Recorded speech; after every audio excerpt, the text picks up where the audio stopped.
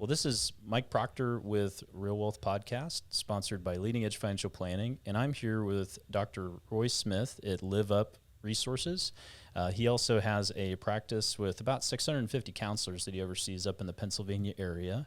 And we ran into each other at a conference and got to talking. And one of the things that was of great interest was the work that he's doing with family businesses and how Roy works with them on their succession planning, working out things that arise in family business that are unique to that space, and also just how much he knows when it comes to working with people in a spiritual sense. It was actually a Christian counseling conference that I was at, and he's selling books. He has great trained salesmen, and I was very impressed at the pipeline at the table and how well organized he had that running.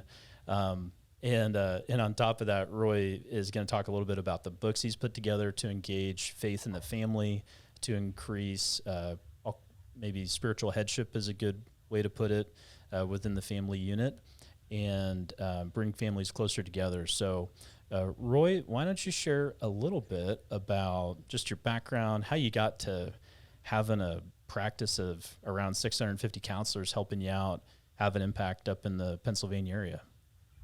I would love to share it, and literally, it's my personal story. If I wouldn't have grown up the way I did, it wouldn't I wouldn't be doing what I am now doing.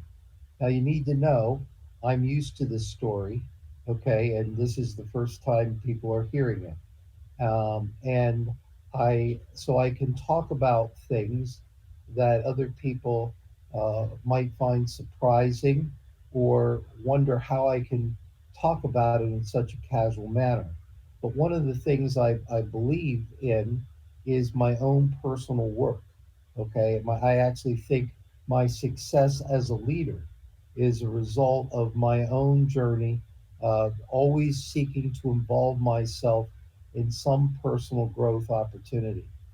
You know, when you read a lot of leadership books, which is a hobby of mine, okay, and you look at what they define as a good leader, and then you jump over and say, I'm done with reading leadership books. I'm going to read personal development books and growth books and psychology and counseling and those types of books. And you find out that the Maslow's hierarchy of needs psychologically is the same as what a leadership book would talk about in how to relate to others, which is the same as the fruit of the spirit. In fact, in Maslow's hierarchy of needs, right before he passed away, he wrote an article and he called it a stage above what you see at the top of the pyramid. And he called it B values. And if you look at what he defines as B values, and then you happen to be wandering about Galatians and see, you know, these adjectives: gentleness, kindness, self-control, uh, and they're what people who do not espouse faith come to for what a healthy person is. So, leadership books and personal development books describe the same type of individual at the end of the journey. They emphasize at times different things.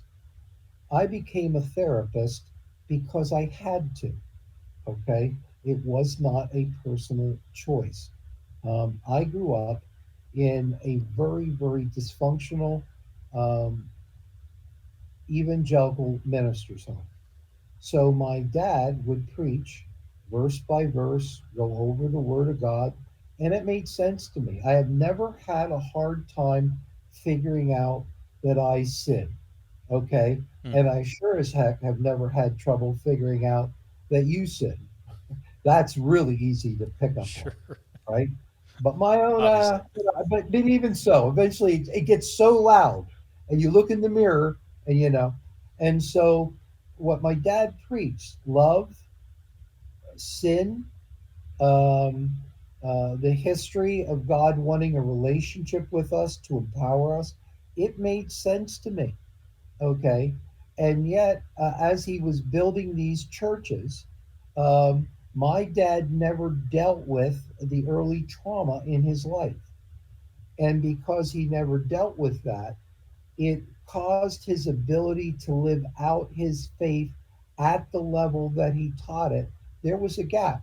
Now, Mm. we all got that gap between, this and that, but it was clear. And so he married my mom, and my mom was not a happy camper to be a pastor's wife. Okay. And she did not like him.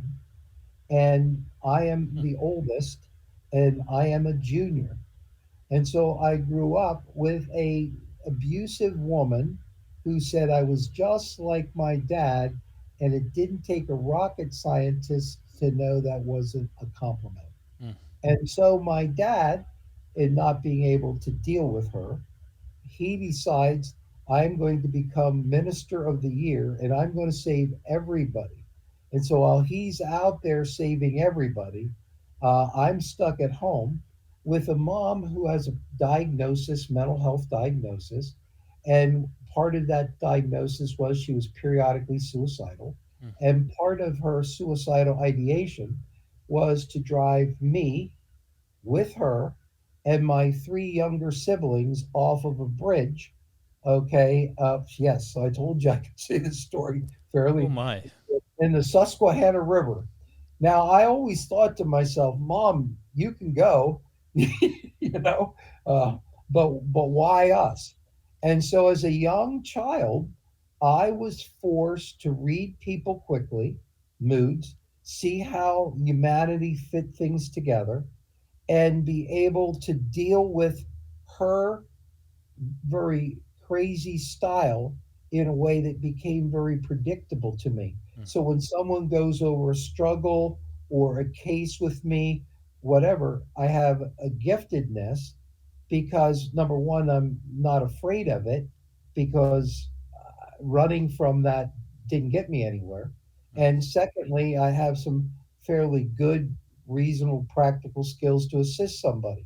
So eventually, my dad and I came to terms with. Now, my dad's tragedy was he had a father in prison that for the first 6 to 7 years of his life, who he saw twice, maybe up until age 6, at the hospital. They didn't tell him it was a prison visit. Mm. And his mother, at age 5, told my dad, being 5, said to him, "I want to I wanted to abort you, but I couldn't find anybody to do it."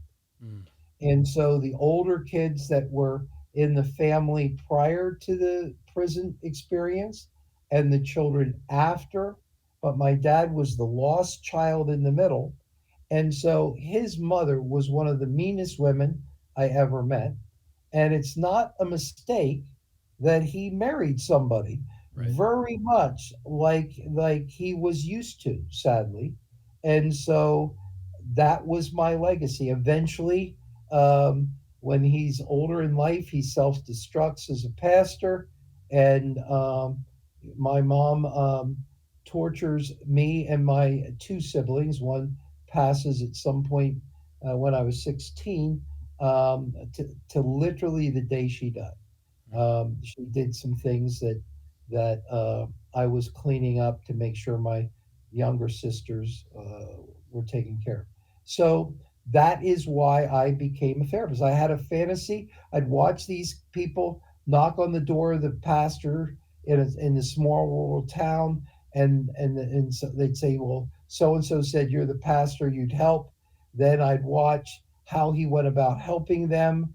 Then I would sensitive to the violence and the alcoholism and why Spencer lived with his grandmother when across the street is his mom and dad, but it's a different dad. And I started picking up all these things and just got used to the fact that God is a lot more complicated in the sense of needing to apply his love than some folks are used to. It's like we go over what God is and it feels Yeah. kind of nice and beautiful.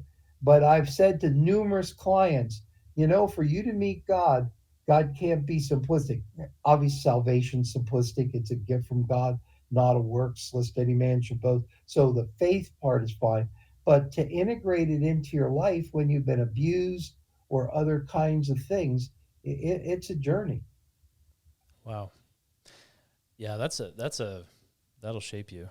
Um, so okay, so obviously you survived the car going off. Well, it never went off. Oh, It was okay.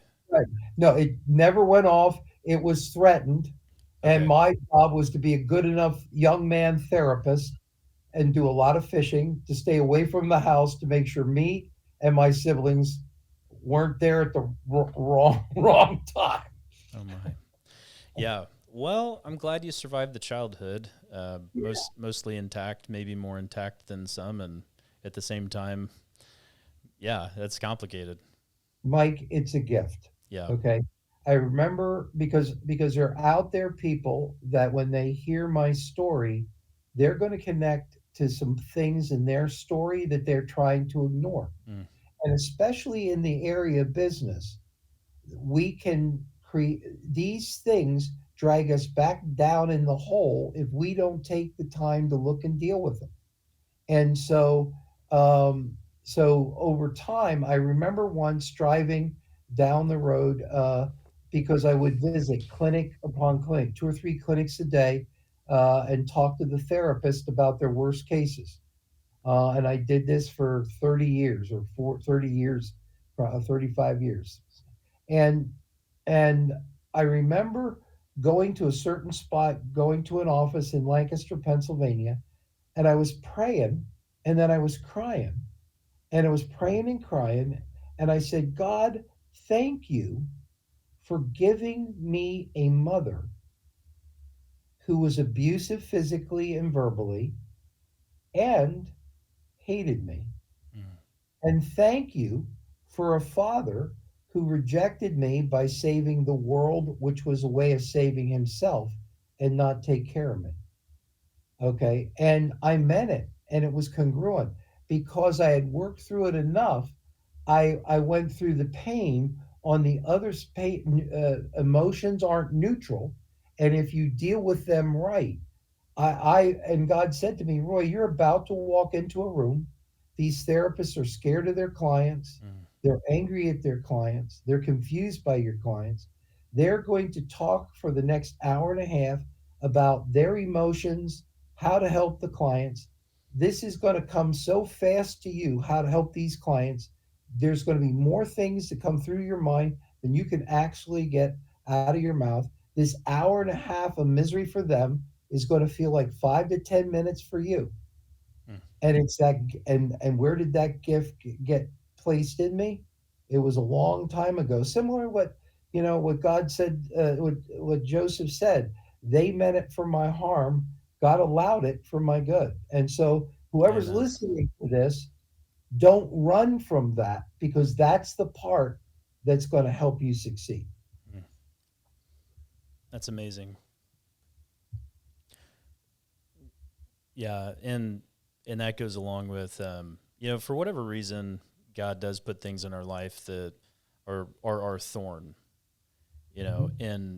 and we grow around it, and we grow through it, we grow from it, unless we run from it, Mm-hmm. which I'm sure most people can identify. Maybe even running from something without realizing you're even running from it, Mm-hmm. and once you can accept that gift and say, okay, there's a reason that I grew up in the family I was in. I was placed in that family. Mm-hmm. These things happen along the way. If I could choose it for myself, I'd never choose it. But if God chose it for me, there's probably a reason, and to be able to work through that. But man, And that you takes put it so courage. well, huh? That takes courage. But if you can trust God at that level, I had my son passed away a couple years ago, but for 30 years he was nonverbal with Down syndrome and autism, Mm, and always needed to be watched his whole life. And what was a devastating event to my wife and I to have the first diagnosis and then the second diagnosis which took out his verbalization at the time. Um, if you look at my phone today, okay, that's his that he you know that he's this number I never took out of my phone. It's under Professor. I called him Professor Nick. Hmm. So what was one of the biggest disappointments in my life because I couldn't talk to my son about leadership or God or anything abstract and never got an answer. Uh, Turned out to be a person that taught me so much. Hmm. Wow. Well, what if we jump a little bit of the tracks to talk about some of the family business stuff? Mhm. Um, so you've been doing essentially consulting, counseling for family businesses with difficult cases for Mhm. 30 plus years. Yeah. And you've been training others to do the same. What are some of the biggest themes when it comes to um, whether it's maybe a root of a problem that comes up in family business? Um, yeah, go ahead and share. Like, what are some pieces of wisdom that you think would be the most important things for business owners or closely held businesses to be aware of and to integrate into what they're doing? It's a little bit off the same theme, but I'm moving with you. What we just talked about, but it talks about in the Bible the sin of one generation being passed on to the next. So Abraham lies about his wife in order to save his butt. So this is my sister, so nobody kills him to take her. Mm-hmm. And then his son, a lot. Isaac does the same thing. Okay, and I'm sure Dad didn't sit down and have a class on how to lie about your wife so that you survive. But the underlying themes in the family were there. And so to be able to look at how those underlying themes influence everything we do in a measurable, objective fashion outside of us. Everything has a cause, okay? And so when we think we're heading this direction and this reason to reach this business outcome, there are these other causal elements within us that either cooperate with our plan or don't. And the more we understand, I gave a talk a while back to some of our staff a year or so ago, and I said that most leaders lead with one hand tied behind their back. Okay, and they do pretty good in leadership with the one hand. Hmm. God gave us two ways to take in reality, two perceptual systems. One is cognitive, and one is a gut level, emotional, instinctual thing. It's like the hawk, the rabbit feels there's a hawk before it says it's a hawk. Hmm. If it says it's a hawk, it's too late. It's lunch. And so we have a lot of emotions going on within us. And it's like people who do advertising know, okay, those folks that you are working with that are listening that do advertising, if it's cognitive advertising, it doesn't work. Okay. Everybody thinks they're leading with their head while they're making decisions with their heart. But if your Yeah. product can help a person feel a certain way, okay, and not contradict at all how they think, they'll cooperate with you and say it's their thought. I made that decision to buy that. When in reality, most of it was how it felt throughout that interaction with that potential customer that caused them to actually make that decision. And so we need to tune into in our leadership how the emotion and the thought go together. And now, okay, you decide to do this crazy thing called let's have all the family be part of the business.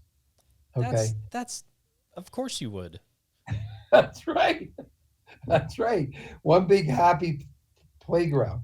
And one of the discouraging things, and you probably know the latest statistic than me because I'm old and I don't look at latest statistics, but it is highly unlikely that most family businesses go to the next generation. And so when you have, I mean, well over half, I think, drop out. Okay. And so when you see a third or fourth generation family business, that is an amazing accomplishment. Okay.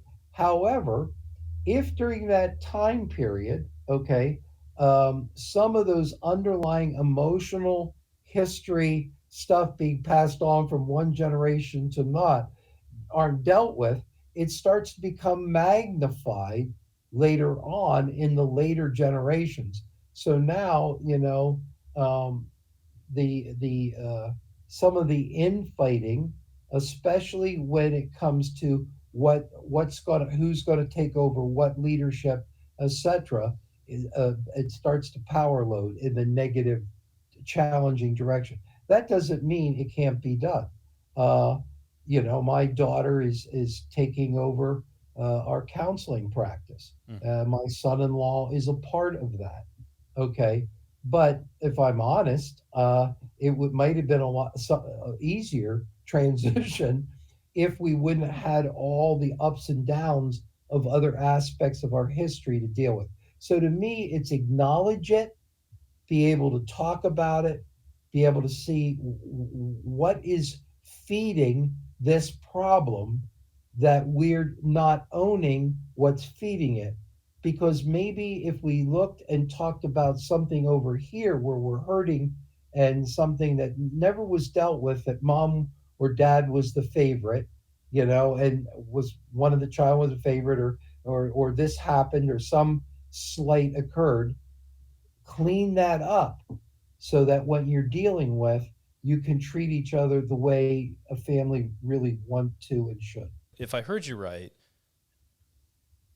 we should build a business with our family. No, there's the Why not? It's yeah. the Okay. ultimate test of whether or not you really can do it. To me, I think it's great. There's the double-edged sword of you've got all these connections coming together that if you can work through it, it's a gift. And It if is you a, can't, it is just terrible. it is really, really miserable. And, but I will tell you, a lot of times, what is defeating these families, if they would go and sit down with a consultant that works in the family systems field, because this is Sure. just a Yeah. family system. Okay, what is defeating them, okay, is for me, it's easy to help people through it. My own problem with my own family, not so much. Okay, so to me, don't seek help, instead of let the business explode. Hmm. And everybody say, look, if each of us work on ourselves, okay, and develop our own identities better, this is going to go better. And if I'm sitting to wait to make the other person change, okay, this is part of my marital book. If the one person says my spouse has to change, okay, well, they're not going to change that spouse, and the spouse is not going to like them saying that. Okay, but if I change me, the system always changes. So the person who listens to this has the ability that if they make changes in them, relationships are a dance, and the other person starts dancing differently. So instead of looking at what they need to change, ask God, God, what's our next step in my developmental growth, so I can more clearly fulfill God's design for for me, and God helps you achieve it, and the system gets better. Yeah. Yeah. We're half of the problem always. Yeah, in fact, I think you and I my talk about like business wisdom and philosophy and stuff, and whenever anybody asks me, I think you asked me when we met something, and I didn't say it, but I thought it. And to me, I believe my primary opponent in a successful business is me. And if my primary opponent stopping me from a successful business is me. It's so funny you say that. Uh, I was actually just talking to a gentleman here who works um, in the field of consulting with families in their businesses. Hmm. and, and I was like, I actually just started, somewhat into this field a little bit. So I was feeling a little internal tension in talking with him because I had already kind of made a decision to go a certain direction. He's like, look, he's like, it's not competition this way. He said, between you, he's like, there's plenty of businesses out there that need help. Tons of businesses need this kind of help. Hmm. And what he said was, he's like, our biggest competitor is ourselves. Our, and that's true for probably most small businesses, period, Yeah. is their actual competition is themselves. They can't get out of their own way. Right. And, whether we're talking about the inner side of all the different pieces we've got inside of us, our family, our business, we're trying to figure out how to get out of our own way. And if we're trying to figure out how to figure out the other person or fix the other person, we're spinning our wheels. And actually, in order to avoid taking ownership of us being our primary opponent, we do something very unhealthy, common, and psychological. What we do is we obsess on the other guy who's slightly bigger or bigger than us in our company, in other companies that we compete against. And then we start to lose our center and who we are, and even some of the uniquenesses that we have to offer other businesses that are separate from that person. And we will actually choose to be miserable about this other person instead of looking honestly at ourselves and saying, what can I change about me that makes that over there irrelevant? And I look back at doing this 70 years. So, been my first business when because we were poor and sometimes wondering where the food was coming from while we saved the world there spiritually. And, I would, at 7 or 8 years old, go to the river, catch crayfish and hellgrammites we called them, and stone caddies, and minnows, and then I would sell them to the men who were fishing on Saturday for bait and go out at night and catch night crawlers. So I ran my own little bait shop, and then I collected soda bottles and old newspapers and recycled them.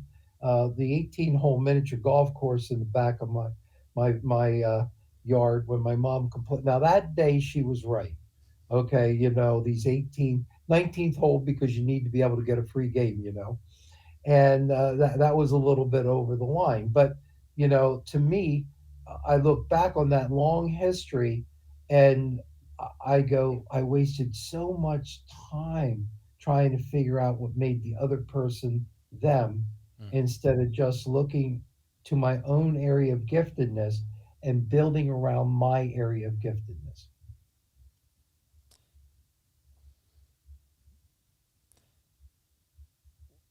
How would you encourage a business owner to figure out when they're spinning their wheels? Because one of the things you said is we obsess. We look at the other business, we look at the competitor, whoever that might be, and our attention is not on ourselves at that point.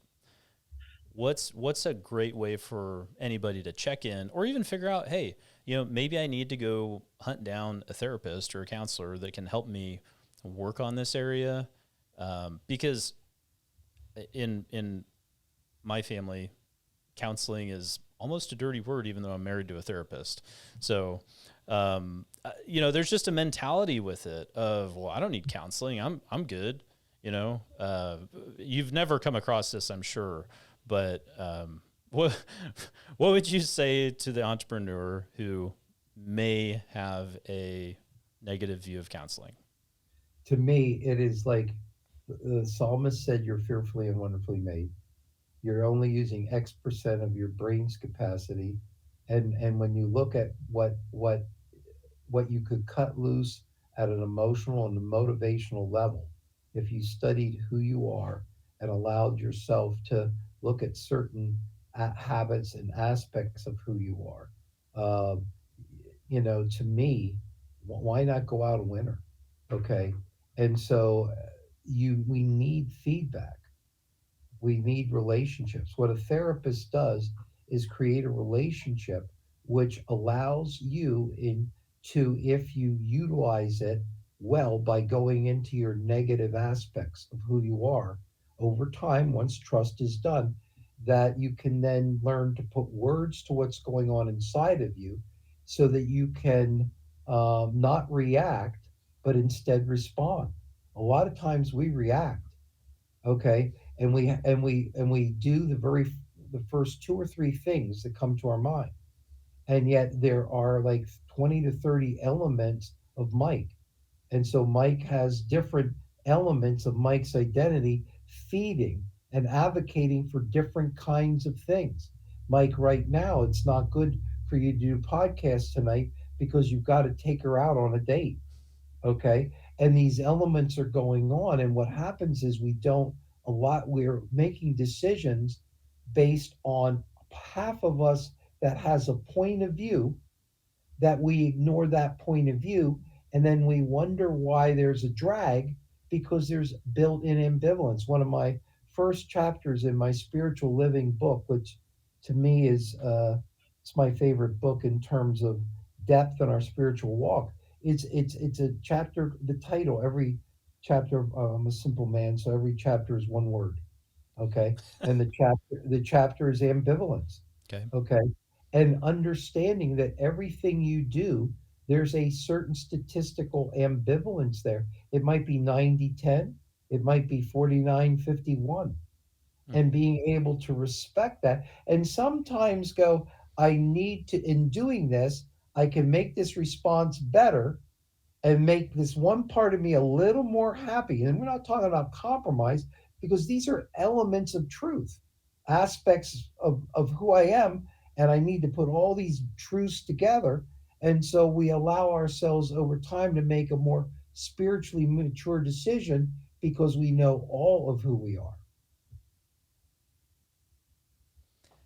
Yeah. Yeah. That has been really interesting, is just to get to know. I I'm a big fan of the Enneagram. Mm-hmm. I'm sure you're familiar. Mm-hmm. Um, Yep. and yeah, it's like we've got every piece of that in every single one of us, Yes. to lesser and to more extent, but to really lean in and figure out, hey, what are these pieces? Even though some of them have been pushed down, some of them have been raised up for different reasons, all kinds of different reasons. But um, talk a little bit more about your spiritual living book. Before we got going, we were discussing a little bit about how spirituality here in America is far more associated with anything but Christianity when we're talking about spirituality, because the church has become so head oriented, so cerebral with everything, that it's taboo to be spiritual in church. Yeah. No. Yes. No, in our material, um, I don't use the word spiritual much until the people reading the book get it. Okay? Get when I say that term. Mm-hmm. All right? Spiritual. So what you'll hear is God is our developmental coach. He's our trainer. Okay? And he sets up, okay? This is an amazing trainer. Loves us completely, knows us, okay, and is able to create the environment, not necessarily like, so like I'll walk up to into a gym and I go, I can lift those weights or not lift those weights, okay. Well, at the gym that God sets up, he gives you gifts or circumstances or tough challenging people to deal with, Mm-hmm. and you can't walk away from that weight, okay. You're in it, Okay, you can numb yourself through it through drugs and alcohol. You can pretend yourself through it. Okay, pretend you are what you're not. Okay, but you're in it. You're in the gym. So God is a personal development coach. He gives you specific circumstances. Now, one of the problems with personal development is this: if we look back on our lives and we're honest, most of the time where we have grown, we're miserable. Okay. So I learned more things from my mistakes or when I'm uncomfortable than when I'm comfortable. Because when I'm comfortable, I don't think about the lostness Jesus tells me I need to have. I just, I glide. I just naturally zone out and glide through. So God is our spiritual development coach. And so he works. So spirituality to God is physical, emotional, mental, cognitive, and emotional, like we talked about, and relational. And so he creates circumstances that takes us right to the edge of our next unknown capability. Mm. And then he says, are you willing to walk through the valley of the shadow I have created for you? Which is going to create uncomfortableness because I'm breaking your pattern and you're addicted to your pattern. One of the concepts of spiritual living is that it's like celebrate recovery for everybody. Okay. And I have 6 books semi written, one is out. And because we're all addicted to our own particular negative pattern that puts God's aside and stunts our growth in those 4 areas.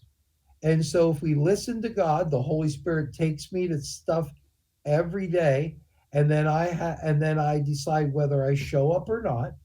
If I show up and I walk through the valley of the shadow, I have a new capability. If I don't, okay, I don't necessarily get the next level of the lesson from God. God will keep giving me that same lesson in uniquely creative ways, saying, Roy, we got to go here. Mm. Okay. And I believe he's also created within us a divine agitation so that when we choose to go off on a detour in our life and be bored and do other types of things that numb us, that there's this edge when we are not using our capabilities and our giftedness, there is a divine agitation that calls us back to the training table. Mm. And if we listen and take step by step, God will take us through this lesson, ambivalence, and then I have these words that center, like one's called crush. Sometimes we just get crushed by like different aspects of it, and so that we start to get to know who God is in these different ways. He helps us grow, and so we're that street addict. Okay, I'm lost one way, the street addict's lost another way. God, Jesus says, guess what? You guys need to own your loss. And so, as long as we keep working on our next area of lostness, God keeps working with us, and and life is always at an adventure because we're always a little scared and uncomfortable because there's some heat on us because you got to forge somebody, you need that. But eventually, it just I am every day amazed, boy, God, how you set that up to get me to learn that. Not that I like it, okay, but you love me that much. You're going to provide. You're the hound to heaven. You're coming toward me, and you're saying, "I want a relationship with you, Roy." And I'm going to keep coming. I'm going to keep coming, and you can block it. Keep blocking it. You have the ability to block it, but you're designed to want to fulfill something. So I'm going to keep giving you paths down the road, and eventually, if you take it in that misery, you will hear me speak to you. And to me, that is spirituality is everything. God is in every compartment of my life, and I start to get used to it. And it takes me I don't spend as much time ignoring his presence at the deeper areas of my life. And that's what our goal is. And So frankly, if we can do that, Mike, we whatever happens in our business happens yeah. because you make good moves and you got nothing out of it. Then you'll do nothing, and all of a sudden, blessing occurs. Absolutely. Yeah, that's the if you're trying to draw a line in between personal effort and business success, there's some correlation of movement and obedience towards action and work and all that. But you know, I know they teach that obviously you got to do this to get that, but it's like Right. there are so many variables and there's so much that comes into it that this does not necessarily equal that by a long shot. If you have a disaster in an area of your business and you're crying and you and your wife are crying about it, Mhm. and 1 year you 1 year later, your marriage and your walk with Jesus and your personal development is so much further along. I now look at those disasters that were numerous throughout. You have to fail to succeed. I look back on that, and because we believe in an omnipotent God, it makes sense. It's when we fight God's lesson and God's omnipotence that we extend our misery and we don't get what we got out of it. So Could get. so maybe there's more to business in omnipotence than nepotence Yeah, yeah, than just bringing your family in. But yeah. That's right. yeah, Now, everybody in a family business, one of the issues is they got to all want to be in it. okay. Okay. The idea that, okay, so and so is a traitor because God gave them another set of gifts, or God gave them the same gifts the whole family has, except they need to differentiate, be their own person for whatever reason, and they need to go out there and become successful elsewhere. Okay. Everybody needs that kind of freedom, and Mhm. sometimes in families, the ability to differentiate and to grow up and to separate, which is healthy and it is normal, um, it becomes a threat to the system if the people in the system have weak identities. If the people are strong and developmentally more mature, they're able to let that other person be different. I remember one of the times, my wife and I were I joke and say my daughter has a feisty personality like her mom's, but I think most people find my wife sweet, so maybe at times it's me. And so my wife and I are in the car. Kim's got her PhD, or about to get her PhD in clinical psychology. My wife's a psychologist. I'm a psychologist. Destiny was set here. And we're going to drive down to Florida, an 18-hour ride, and so about a half hour into this ride, Jan and I start our treatment plan for Kim. All right. And the treatment plan is, Kim, you can be whatever you want, and you can stay in Texas, which seemed like a foreign land to me, frankly, and nice place to visit, but didn't want my daughter living there because I wanted her close by, and go do whatever you want to do. Go succeed. People are offering you a job at the VA and all these just go do it. You know, and so we start this subtle treatment plan, which is probably not that subtle. And finally, in the back of the car, back back seat of the car, where my daughter's hearing these sentences, she says, "Listen, you two.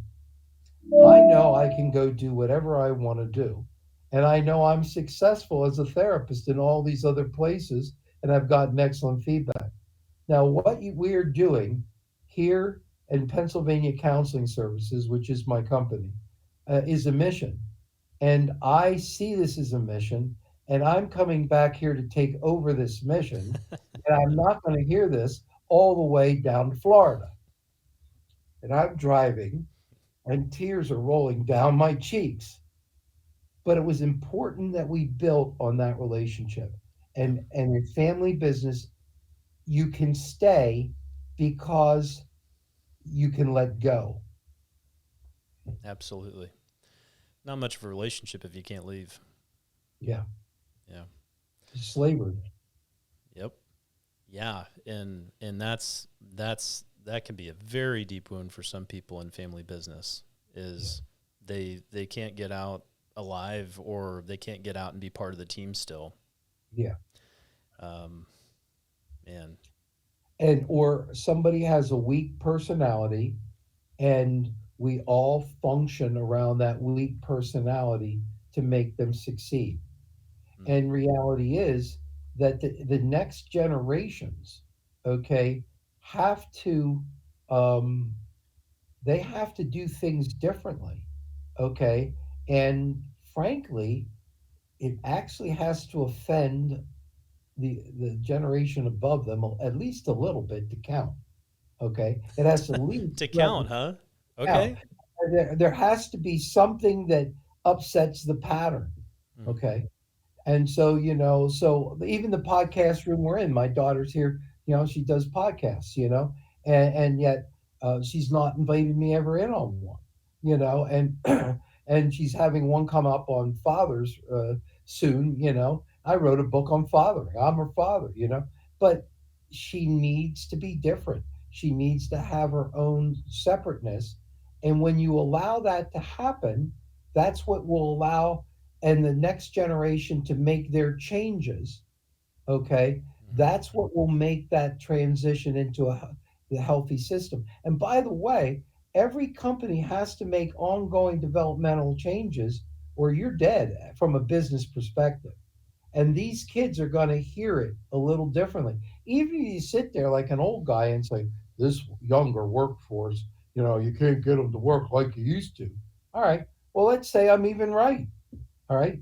The younger generation's got to figure out how to get them to work, and they're more likely to get them to work under new rules or ways to get it done than another generation. So each generation has to see what the other one offers. The younger one has to see the wisdom of the old, but the old has to let go and give them a chance to succeed. And if you're going to give them a chance to succeed, you got to let them fail. mm. And so every once in a while, I go like this, and I watch something happen, and I watch the next level of leadership. Not just my daughter, but we have two levels of leadership in the company, and I watch that next group work their way into a hole, and you got to let them learn. How did I learn? I messed up a lot. How are they going to learn? They got to mess up a lot. Yeah. In a podcast that at the time of this recording hasn't come out quite yet, but I'll release it on Tuesday. Is Gary Oborny? In this area he's got some significant business, and he said, and I had one of his guys here with him that he's mentoring a bit, but he said we all try to play with skin knees a little bit. So, and I like that even he's in there trying to like, hey, let's push ourselves a little bit. Maybe Mhm. not do maybe we're going to learn from the wisdom of guys who've already tried that and it didn't work at all. At Mhm. least have that as a starting point, not rehash every single failure. But That's, that's cool. yeah, you gotta let them fail a little bit and let them have that freedom and that autonomy and experience that. Mhm. Because when God's working through us, God is amazingly powerful, and that potential is in everybody. Yeah, that's right. Roy, is there maybe a story that you think would be helpful to share about a business, and if obviously anonymous or whatever, but a situation of it was really broken and it got really better, and maybe what some key points were with that, if we have time. People connect up to other people based on the level of spiritual maturity. Keep in mind the four levels: What are they again? mental, physical, emotional, relational. Okay. Right? Actually, I should have started physical, mental, emotional, relational. All right. And so you, if you take an identity and you said the identity of Jesus was a 10, and an identity of a person that has no sense of who they are, based on biological trauma to the brain, would be a 1. Threes marry threes, fives marry fives, sixes and sevens marry sixes and sevens. We connect up with others at the same level of maturity. And in family businesses, it's highly likely that most people will be at similar scores Mm. if you looked at maturity levels. And so that's why I said earlier, if you grow, the other person has to grow, Hmm. because there's a force field that if I concentrate on where I'm inadequate and need to be more Christ like in a very practical characteristic of myself, that will be reflected over to the other person and likely either create some conflict, which agitates them to grow, or they will go along and start to become a higher level number themselves. And I believe that the higher the number, the more the person is at peace with who they are. And part of being at peace with who you are is is being able to sit with your lostness Mm. and give you and trust God's forgiveness and give yourself time to be honestly where you're at, so that you can then get to the next place where you want to be. And a lot of times we're rushing our growth. So, for instance, a client will come in and they do something kind of stupid, but normal and human. All right. Normal What they human. Got it. what they do is this, because I've been a client. Okay, so I know Hmm. this. All right. They will pay someone some money, co-pay or some amount of money, and then they will do what we call presentation management. They have the problem while they're trying to give you the problem to help them, while they're pretending the whole time not to have the problem. Okay? Because I don't want to tell you really all of the problem, because then you might not like me, therapist. Mm. Okay? And so this is what we do with God all the time. We kind of want help, but we kind of pull the us that goes in and says, God, I really need your help at a level that I'm done denying it. And so in therapy, over time, God wants us to hold us with what is and to talk about what is in our life. And then we'll get to what should be, because Christians like shoulds, or what will be. But we have to start where we're at. Hmm. And that's why that honest sense of saying, okay, God. And if you look at the Bible, this is the neat thing. Jesus said, I came to help sick people. And tongue in cheek, he says, I don't need to handle those guys, help those guys because they're not sick. Now, everybody knows when he's turning over the table, you waited sepulchres, he thought they were sick. Okay. But he knew, he said, they don't own their sickness. Hmm. He says, I find people. In fact, if there's 99 people that are found and there's one not found, I'm going to go find the one. All right. And personal growth, okay, the way we describe it in spiritual living, is to always, I said, God, I always want to never be found. I have the parts of me that are found, and I can be competent and confident in those. But I always want to be going to the next area of sickness and immaturity, or the next area of sin, or the next area of non foundness, because I want you always finding me. I always want to be on that outer edge. And so, part of in any family system, if everyone has the humility of looking for their next unfoundness, Mm. they're constantly bringing Jesus in. Now, the minute I do that, I'm so busy trying to figure this out and dealing with my honest is that I don't think equals the should be in my head, that I like it to be. And God starts to help me, will be. I start to move towards in a deeper, I don't have to act, I will become that. I don't have time, if you're my dad, my mom, my brother, my sister, to get all tied up in what is easy for me to see your lack of foundness.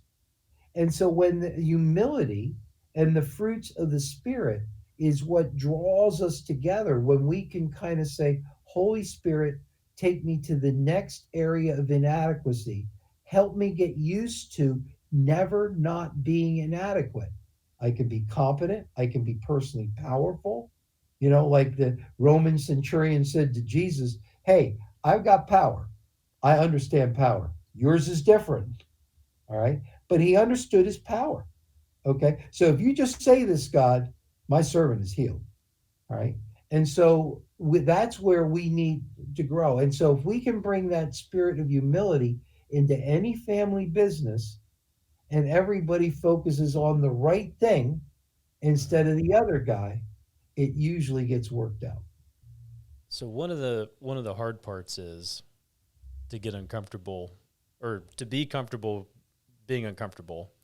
And something else that kind of clicked as you were talking, the relationship between how people seek out people that are at their same level of maturity is, if if I don't feel safe to sit with me as I am, then I'm not going to, and I can't grow if I can't do that.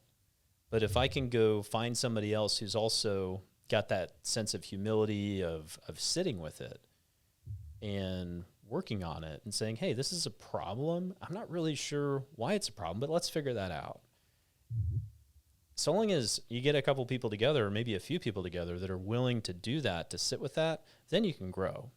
But you can't grow when you're kind of forced to hide out of peer pressure or out of shame or whatever that is. It's next to impossible. Yeah, Mike, and that is very well said. And when you were talking, okay, it that person, why that bond, as you described it in such good feeling terms, because I could feel what you were talking about, because you've created those relationships, okay, and it takes work and focus to get that. That's where empathy comes from.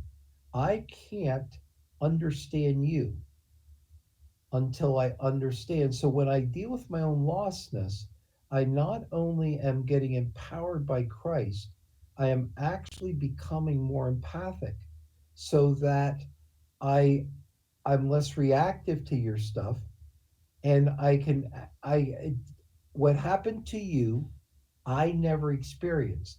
But if I take this part of me and this part of me and this part, and I lay them together in a chain, I can understand Mike.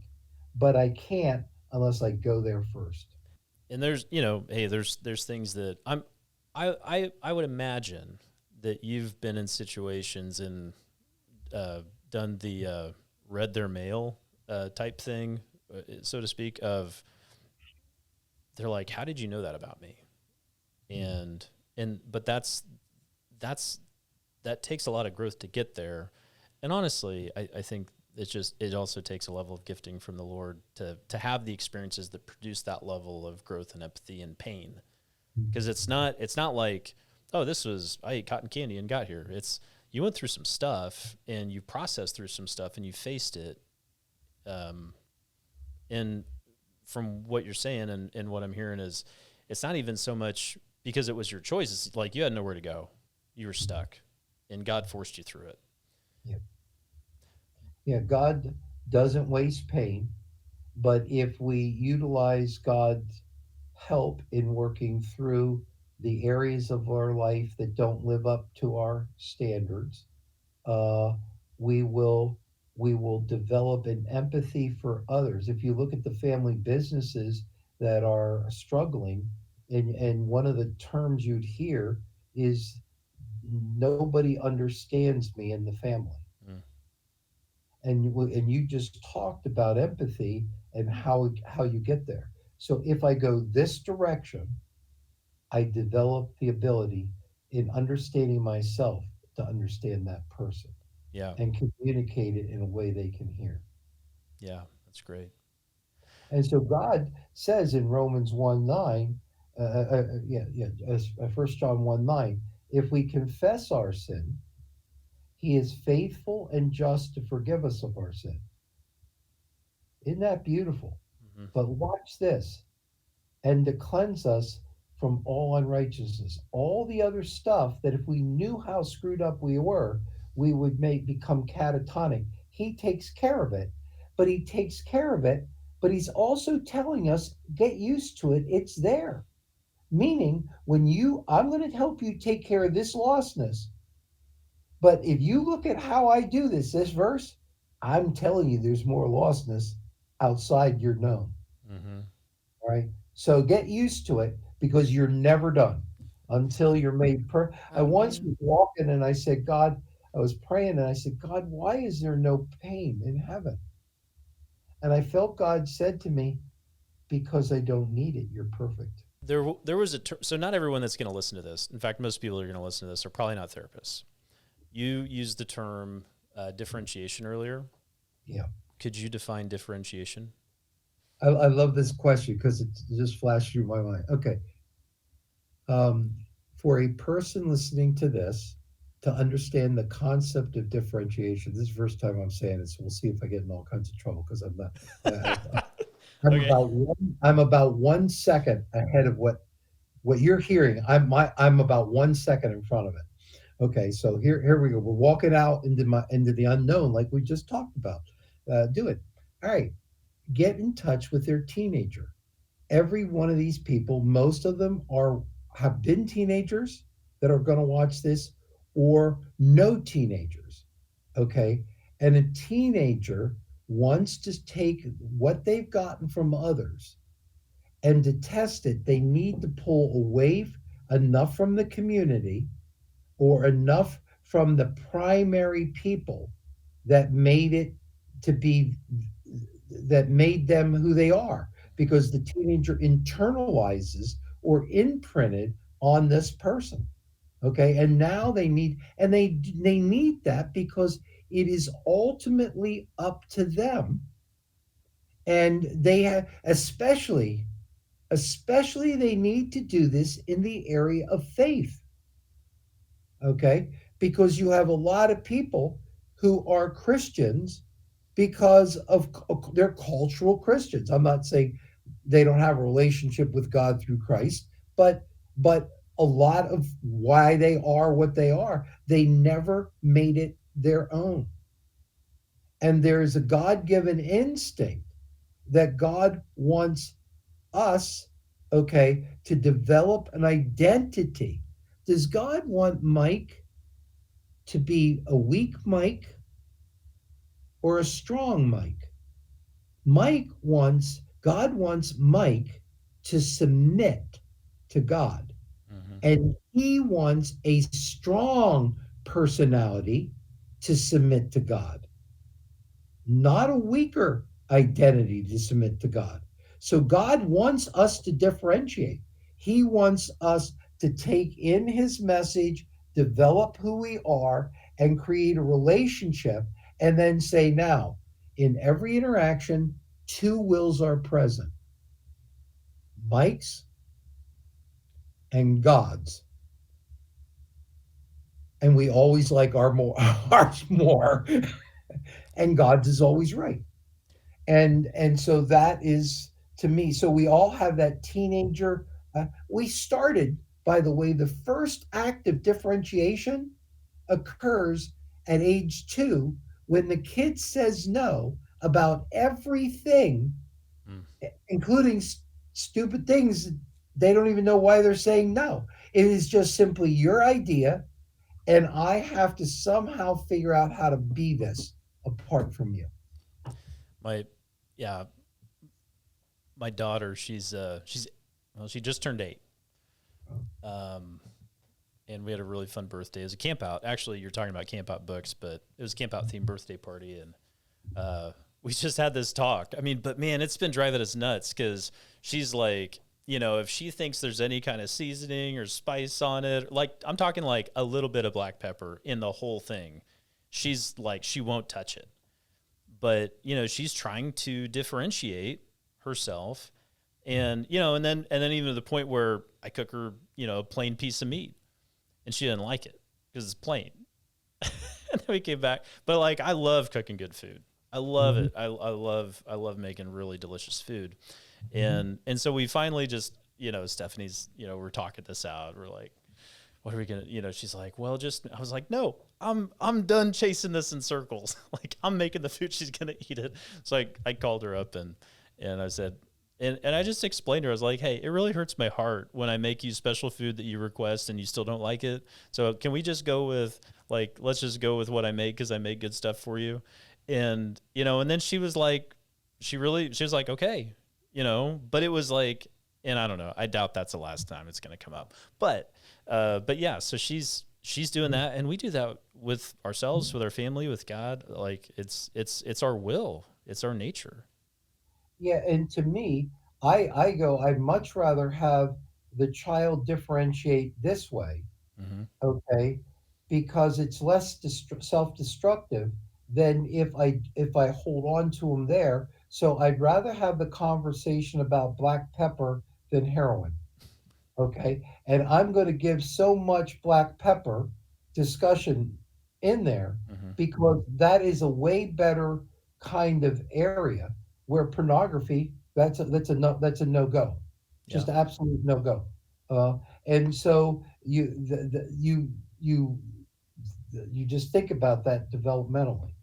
Well, and I don't know, maybe that wasn't a great differentiation of mine, but you know, hey, I Mhm. explained to her how it impacted me, and then she made a decision. So Sure, yeah. you shared your emotion with her and she seemed to accept it, but I think she'll find some other ways to Oh, differentiate as we're not well. done yet. Yeah. Oh my goodness, wait till you're 15 or 16. Let us pray. Seriously. Yeah, I brought up the campfire books. Would you like to spend a little bit of time talking about your books? yeah, I surely would. Thank you. So what I did was actually I had in writing some of the material. I I I many years ago wrote a men's program called Knights of the 21st Century, and church groups used it around the country. We since then have added an identity, a men's program, and an honor program where the guys watch the DVDs and then discuss it. During that time period, I was reasonably healthy, and while I start writing this stuff for men, I go into the next unknown in my life and start to have heart rhythm problems, Mm, and I'm not sure how life threatening some of those problems are. So I have my daughter has a, my grandson and Silas, and I go, if I'm not here on this earth, how can I minister to Silas if he doesn't know his grandfather? And so I wrote this book, and it became, there's 12 books. It's called The Campfire Gang.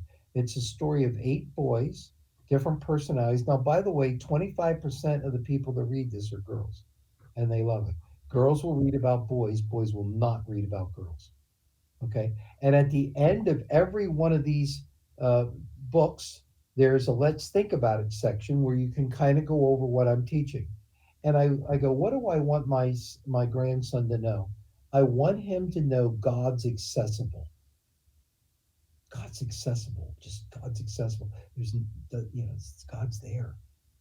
I want them to understand how important the Word of God is and how it integrates into a child's life in a practical way. It makes sense to go, what does God think about this?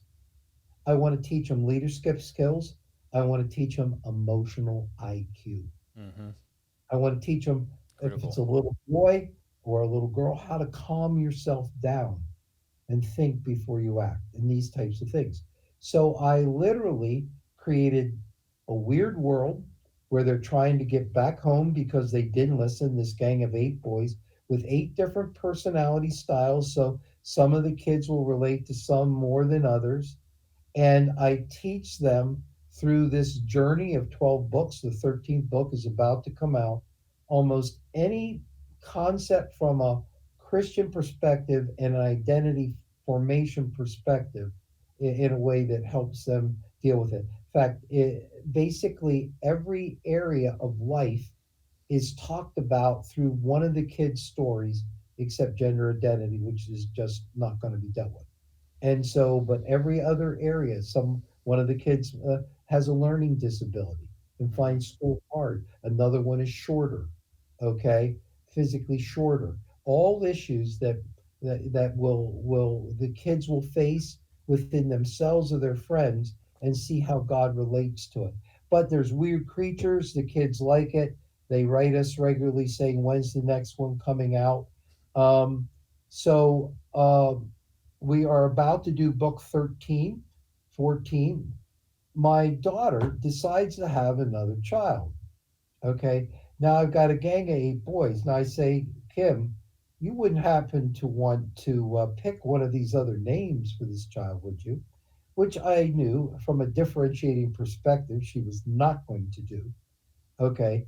And so, book 13 or 14, the 8 boys are wandering around in the gorilla dinosaur world. There's good guys and bad guys in this thing. Okay. And they help every culture that they're in. In fact, one of the cultures, they lead a leadership seminar in, where the boys do a leadership seminar for the Lizlards because they can't get along with each other. And that gets them in all kinds of trouble. And What's the target age group for the books? it can be read to them from 4 on, except I got a nice thank you note from a parent who read it to a 2.5-year-old. Okay, but from 4 on, it can be read to them. I think about 7 or 8, 9, they can start reading it themselves, depending on where they're at. And these are also about to come out in audio. We've got the first 4 of them done, and they should be out in the next month or two. Very cool. Also, I have a book called Inside Fathering for those fathers that want to. That has to be read, but we're working on getting that on audio. Inside Fathering. The whole concept is that as we work on our identity formation and let God be our Father, and we look at our own Father and take in what's good and what we want to be different, own it, then we can become. And what I say to fathers is read 7 to 8 pages a week, okay? And in 32 weeks, you will have more than enough stuff, discipline, how to protect your child, uh, parenting a daughter versus a son, almost any issue that you'd ever want to deal with is in here. We also have books for fathers and sons, depending on their age. Bull, Being God's Man, Basic Warrior, where a father and a son read the book. They each read 5 or 7 pages, not long, because men don't like to read. They meet for a half hour at the end of 1 year, having two sex talks, a work ethic talk, how to deal with anger talk, the concept of forgiveness, 15 manhood principles, all that. They then they then hold a family event where the son is given manhood. And you can look at Live Up Resources, a ton of other stuff. And then for your own personal growth, Spiritual Living One, there are 5 more that are written out there. I have got a great editing team. So the key to my success is is not my writing ability. It's them making sense of these weird ideas we just talked about. Yeah, it's really a struggle to bring some of these ideas down to, because when you're forming new ideas, and then how do you explain it to somebody? Like, you've been working so hard on how to put this together, and then you got to bring it down to a real basic level. That's tough. It's hard work. That's and you need like family business. One of the things you were talking about is you need to be able to take in the feedback, Hmm. okay, and you need to take in the feedback from the lowest people in the company, okay, the lowest people in the company in a ranked order of importance, but that's a cultural importance, because tell me that person isn't important, Yeah. okay, who answers the phone, everybody is important, okay, and they have a better view of what's going on than the person in charge. And learning to create an atmosphere where everybody feels safe to talk about what really is going on. Hmm. I always ask the lowest ranked person to speak first in the meeting if I'm doing a certain type of meeting, very much on purpose. So, it's that humility that we talked about earlier, that if it's displayed right in business, I am being affected by what I don't know. All right. Whether, so I can pretend it isn't there, or I can pay the price. I wish I did know that. Create an atmosphere where they tell me what I don't want to know. Okay. So that eventually I can get better, and the company can get better. The mission works that way. And so that means we're never better than the guy beside us. Okay. One final question. What does living the best life possible with the time you have left look like? It is learning to love God, waste less time not doing what he wants, and continuing to enjoy the fascination of what it's like to meet a human like you today, which I really got to know for the first time, and all the other humans around me, and not lose the wonder and the joy of the next adventure God has planned for us, even though discomfort may come with the bargain. Yeah, it is interesting how relationships is really what it comes down to, and we're called to love. Yeah. Yeah, cool. Roy, thank you so much for taking time today, and we wound up talking longer than I anticipated, and but it was really great.